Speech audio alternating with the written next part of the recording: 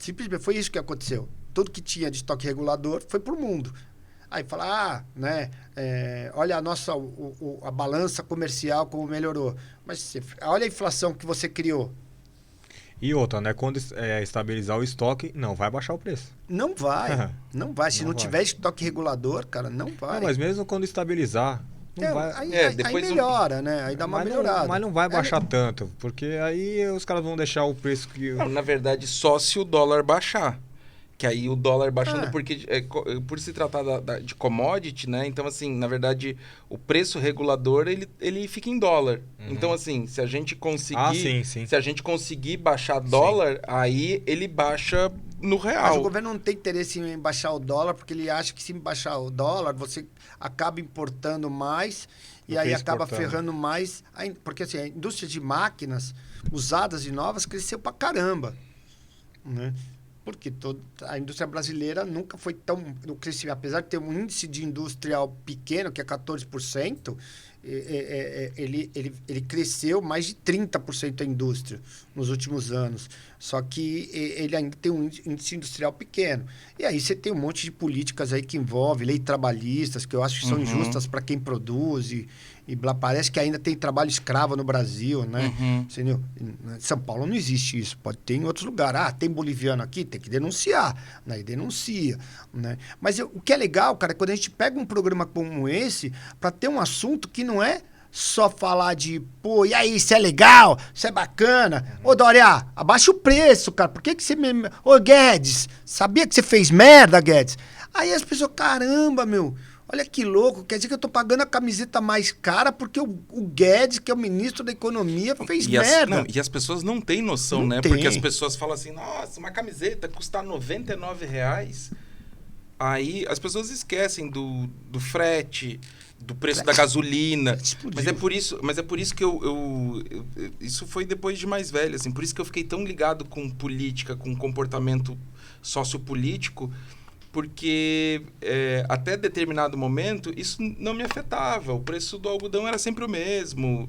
A minha fábrica era pequena, então não tinha...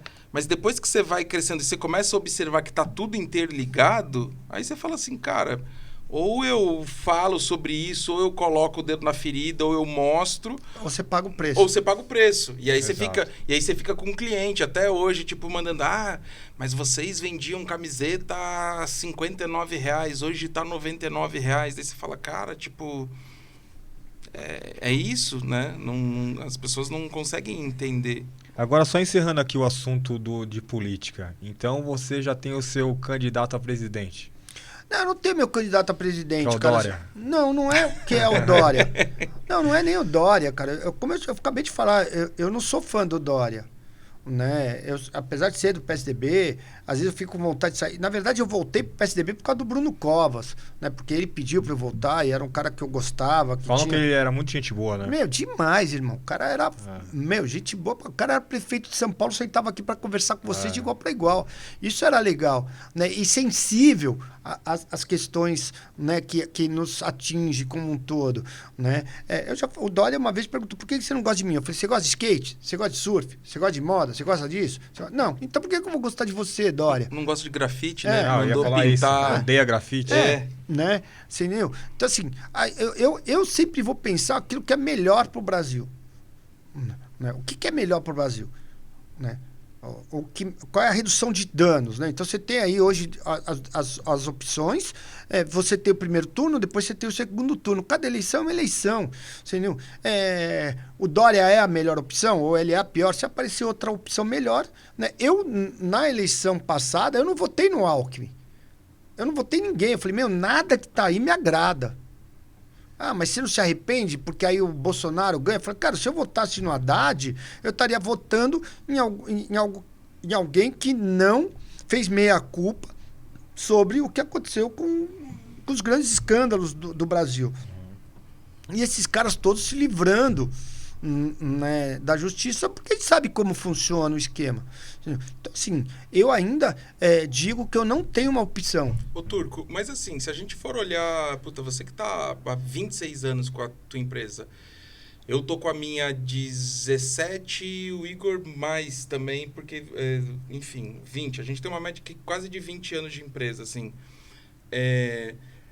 Você não tem essa percepção que o ano, por exemplo, de 2000 a 2010, a gente, como Brasil, como economia, como país, a gente teve um salto, assim... O mundo estava numa outra posição. Né? Você surfou uma onda. Uhum. Né? É diferente quando você surfa uma onda. Então, eu vou falar de Fernando Henrique. Mas o Fernando Henrique, por exemplo, ele entregou o governo com $1 a quase R$4, por exemplo. Então, mas você tem uma tendência mundial, né? Você olha para o mundo, né? E você olha para o Brasil. Não vamos deixar de olhar, por exemplo, que a China tem um PIB no segundo semestre de 0,2%. Uhum. Né? Nunca que a China vai ter um PIB no terceiro trimestre de 0,2% e o Brasil com menos 1%. Uhum. Né? O PIB da China é 12, 15, 20%. Né? Você tem um efeito internacional em função do Covid. Né? O Covid abalou economicamente, mas a América Latina, países como Colômbia, cresceram no terceiro trimestre 6% e o Brasil não. Né? Teve uma onda. Foi um governo que investiu no social. Uhum. Não vou te negar que o Lula não tem esse olhar. Mas foi um governo que ele olhou para isso e falou, pô, eu tenho aprovação popular, eu tenho a justiça, né, os ministros, e eu posso fazer o que eu quiser, que nada vai acontecer. Como, né? Desculpa, o Lula, na minha opinião, comparar o Ortega com a Merkel... Sim, não, absurdo. Meu... pode ser até que tenha sido um erro dele. Não que eu não goste. Na área social, é um governo sensível à questão social. Sim. Mas a área ética, que era o principal ponto de partida do PT, eu tenho minhas dúvidas. Alberto, tenho minhas dúvidas. Eu convivi com os petistas na Câmara e na Assembleia. E nas ruas, né? Nas ruas. Porque... E o PT virou as costas para a periferia. Olha o que o Mano Brown fala no discurso do Haddad. Sim.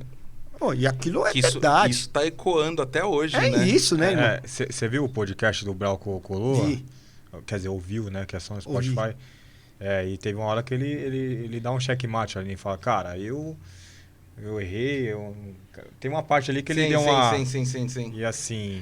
Falando nisso, o Lula é capaz de já estar aqui no prédio, né? Hoje ele tá aqui no prédio. Ah, é? Ele tá aí. Eu gosto dele, cara. Eu já tive com ele. Quando ele me veio, ele falou, você de turco pode ter muito, mas de louco você não tem nada. Ele é um cara incrível, ele é um cara inteligente, cara. Um dos caras mais inteligentes que eu conheço, no sentido de vir da onde ele veio, que é uma história muito parecida com a minha, né? De vir de uma humildade e ser um interlocutor mundial. Né? Mas cometeu erros, cara. O Turco, não, é perfeito isso assim, mas puta, eu tô prestando muita atenção no que você tá falando e assim, mas então se fosse assim, segundo turno, ano que vem, Lula, Bolsonaro. Tudo que for contra o Bolsonaro, eu sou a favor. Fechou. Entendeu? Não, mas aí vai ter Dória, né? Que ele falou. Não. Tudo que for contra... Não, mas eu tô pensando num segundo turno. Lula, Bolsonaro. Tá. Assim, tudo que for dois, contra assim. o Bolsonaro, eu tô a favor, cara. Assim, Legal. se tiver um poste, um cocôzinho ali contra o Bolsonaro, eu sou a favor, cara. Porque esse cara é escroto, velho. Família escrota, pessoas escrotas.